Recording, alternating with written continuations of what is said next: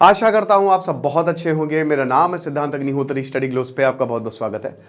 अंधेरा कायम रहे, अंधेरा होने वाला है गुरु भारत में। बिल्कुल सही बोला। ध्यान से आप जाओगे, सूरज दिखेगा नहीं, सब तरफ अंधकार है। मजाक कर रहा हूं, ऐसा कुछ नहीं, लेकिन हाँ अंधेरा होगा थोड़ा बहुत, स्पेशली गुजरात राजस्थान मतलब नॉर्थ वेस्टर्न पार्ट में। ये अंधेरा इस वॉल्केनो की वजह से होगा। हेली गुब्बी है ना, तो हेली गुब्बी जो है जो इथियोपिया में है, जो 12,000 साल बाद इरप्ट हो रहा है। अभी तक सोए हुए थे महाराज। ज्योग्राफी मेरा एक बहुत ही फेवरेट सब्जेक्ट रहा है, वन ऑफ दी, और मैंने पूरी ज्योग्राफी कवर की है बहुत बढ़िया तरीके से। एनसीईआरटी मैंने पढ़ाई है। तो हाईली गुब्बी वॉल्केनो जो है, भयानक धुआं हर तरफ, और ये धुआं जो है ये क्या है, ये मैग्मा है। और मैग्मा जो है वो माइक्रोस्कोपिक पार्टिकल्स में बिखर जाता है। हवा आती है, देखो जब आप बहुत ऊपर जाओगे ना आपको बहुत तेज हवा लगेगी। जब आप पहाड़ों पे जाते हो बहुत तेज हवा चलती है, भले नीचे हवा ना चल रही हो। तो वो हवा क्या करती है, वो सारे पार्टिकल, ये जो क्लाउड होता है ना, इसको ढकेलती रहती है और काफ़ी दूर तक चले जाता है। आइसलैंड में वॉल्केनो इरप्ट हुआ, यूरोप तक चला गया, ठीक है। इंडोनेशिया में हुआ, न्यूजीलैंड तक चला गया। तो हज़ारों किलोमीटर तक ये ट्रैवल कर सकते हैं और बहुत तेज़ी से ट्रैवल करते हैं। 100-120 किलोमीटर प्रति घंटा की स्पीड से ये ट्रैवल कर रहा है। तो आप समझ सकते हैं। तो ये आज 10 बजे मंगलवार को 10 बजे तक तो पहुंच भी गया होगा, गुजरात राजस्थान में पहुंचेगा। दिक्कत नहीं है ऐसी। हाँ देखिए भाई, अगर सनलाइट नहीं आएगी, ब्लॉक हो जाएगी सनलाइट, तो जाहिर सी बात है थोड़ी ठंड बढ़ेगी, थोड़ा कपकपी सी रहेगी और थोड़ा सा डार्कनेस रहेगी, और ऐसा कुछ नहीं होगा, ठीक है। सब नॉर्मल है। इरप्ट हुआ है, सब लोग भागे, आप देख ही सकते हैं। बाकी डार्क साइकोलॉजी के कोर्स की आज आखिरी दिन है। अगर आप चाहते हैं कि manipulation technique, persuasion, brain washing कैसे, एक्सप्लॉयटेशन कैसे होता है, तो आप इस कोर्स को अवेल करें। डिस्क्रिप्शन कमेंट बॉक्स में लिंक है। तो ये इथियोपिया जो कि हॉर्न ऑफ अफ्रीका बोला जाता है ना, टेड्रोस आधानोम इथियोपिया के थे ना, जिन्होंने काफ़ी चाइना को फेवर किया। चाइना का बहुत ज़बरदस्त इन्वेस्टमेंट है, अफ्रीका की बड़ी इंपॉर्टेंट कंट्री है, ठीक है। तो ये हॉर्न ऑफ अफ्रीका में है। तो यहाँ पे ही एक वॉल्केनो है, हेली गुब्बी, ठीक है। और ये अफार रेंज में पड़ता है, ठीक है, माउंटेनियस रेंज होती है। तो ये तो अब 12,000 साल बाद ये जो है ये अब इरप्ट हुआ है, और अब इसकी जो ऐश है वेस्ट और नॉर्दर्न पार्ट्स ऑफ इंडिया में एंटर करेगी। देखिए वॉल्केनो क्यों इरप्ट होता है भाई, देखो एक जो लिथोस्फीयर का प्रेशर होता है ना, प्रेशर नीचे रखता है। लिथोस्फीयर का जो मैग्नेटिज्म है, उसका प्रेशर जो है ना, वो औकात में रखता है मैग्मा को। लेकिन जब मैग्मा का प्रेशर ज्यादा हो जाता है, अब ये क्यों होगा, सल्फर वाटर कंटेंट ज्यादा, बबल्स फॉर्म होने लगते हैं। सडनली प्रेशर रिड्यूस हुआ, नीचे का प्रेशर बढ़ा, फटेगा, ऊपर जाएगा। आप इसको जब कोल्ड ड्रिंक बॉटल होते हैं मस्त शेक करो, बबल्स, उसको खोलोगे फट से ऊपर जाएगा वो, ठीक है। तो प्रेशर जो एकदम से रिड्यूस हो जाता है और वो नीचे का प्रेशर बढ़ जाता है। तो इसीलिए वॉल्केनिक इरप्शन होता है। और उसके बाद जब ये इरप्ट होगा तो मैग्मा फैल जाएगा, ऐश क्लाउड हर जगह, और वो फिर बहुत दूरों तक। आपको पता है ना कि वैसे तो जो पूरे वॉल्केनो है वो कैसे बनते हैं, देखिए पूरी दुनिया में आपस में सब प्लेट्स टकरा रही है, पीछे जा रही है, टकरा रही है, पीछे जा रही है। क्यों पीछे जा रही है, क्योंकि हमारे यहाँ है कोर, धरती में है कोर जो गर्म है, जो बहुत गर्म है, सॉलिड है उसके, ठीक है, हाँ कोई बात नहीं, उसके पूरा इर्द गिर्द है मैग्मा, सब कुछ पूरा मैग्मा। अब ये धरती का कोर लगातार जो है वो घूम रहा है, अलग अलग तरीके की फोर्स, करंट, कन्वेक्शनल करंट जो है वो जनरेट हो रहे हैं, ठीक है। एक तरीके से जो प्लेट्स हैं, ठीक है, जो हमारी क्रस्ट है सबसे ऊपर वाली जो है ना, जो जमीन है, वो तैर रही है इस मैग्मा के ऊपर। अब ये प्लेट पास आती है, पास आएंगी, ऊपर पहाड़ बन जाएगा, दूर जाएंगी, ये लो गड्ढा, वॉल्केनो बन जाएगा। इसी तरीके से होता है, ठीक है। तो अब क्या है कि जो वेंट है ना, एकदम नीचे की ओपनिंग, वो मैग्मा से कनेक्ट होती है, और जैसा मैंने बताया प्रेशर का ऊपर नीचे होगा तो मैग्मा ऊपर आएगा और उसके बाद हालत खराब होती है। तो ये चीज़ है। तो वॉल्केनो जो है वो आधे किलोमीटर ऊपर तक जा सकता है रिफ्ट वैली के, और ये संडे को इसका जो है इरप्शन होना शुरू हुआ। अब जाहिर सी बात है कि जो जियो साइंटिस्ट है उनको तो बड़ी मजा आ गई, क्योंकि जब भी इस तरीके के इवेंट्स होते हैं ना, उनको बहुत सारा डेटा मिल जाता है कि हाँ चलो हम एनालाइज करेंगे। वॉल्केनो को भी आप प्रेडिक्ट कर सकते हो, और इसी वॉल्केनो, इसी मैग्मा की वजह से भी अर्थक्वेक आते हैं।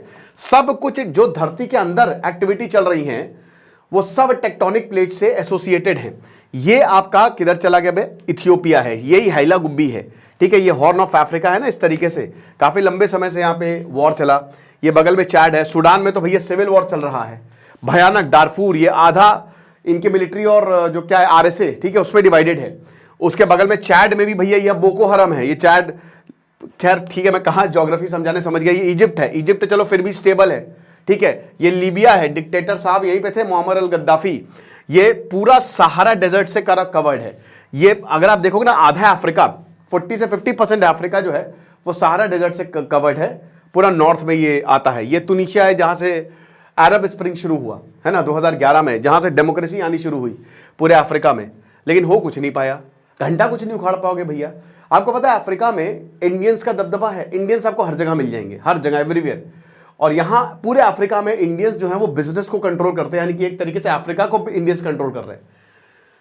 तो ये आप देख सकते हैं, इसका एलिवेशन जो है वही इतना बड़ा, बहुत बड़ा तो वॉल्केनो नहीं है ये, 500 मीटर, लगभग आधा किलोमीटर का है। लोग यहाँ पे घूमने भी जाते हैं, वॉल्केनो को देखने लोग जाते हैं। ज़्यादातर वॉल्केनो डोरमेंट है भारत में। चलो एकमात्र वॉल्केनो कहाँ पे है, मुझे कमेंट और डिस्क्रिप्शन है, कमेंट बॉक्स में बताओ।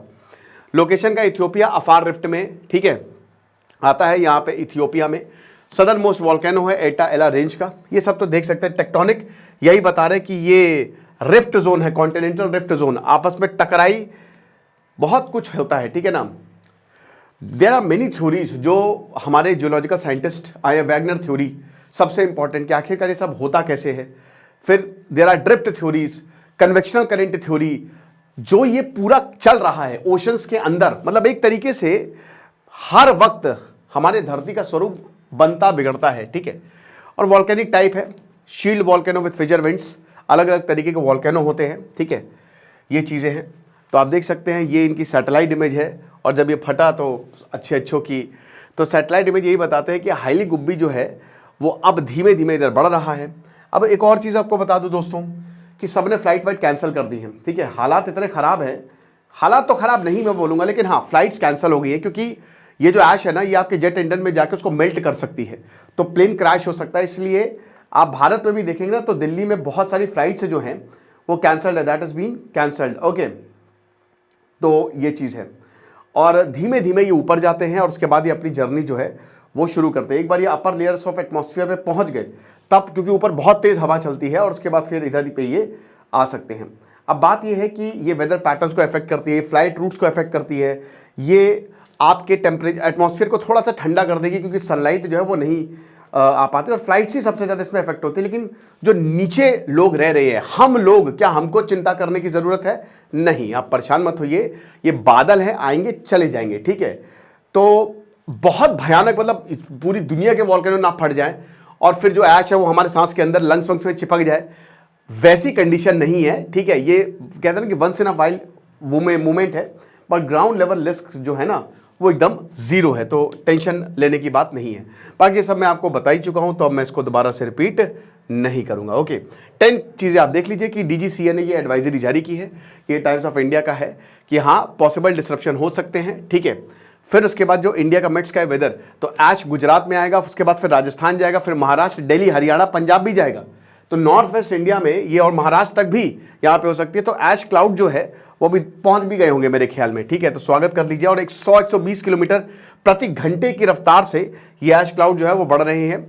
एयरपोर्ट्स को बोला गया है कि देखो रनवेज, टैक्सीवेज और जो भी है उसको आप इंस्पेक्ट करें, जो भी ऐश क्लाउड से डिस्टर्ब हो सकता है।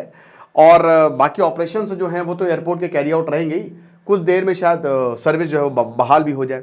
बाकी जो भी ऐश अफेक्टेड एरिया है वहाँ पर आपको प्लेन नहीं उड़ाना है, ओके। और ये लंबा अभी चलेगा।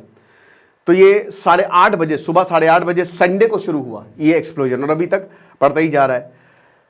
तो ठीक है, बाकी आपको क्या लगता है मुझे कमेंट बॉक्स में बताइएगा।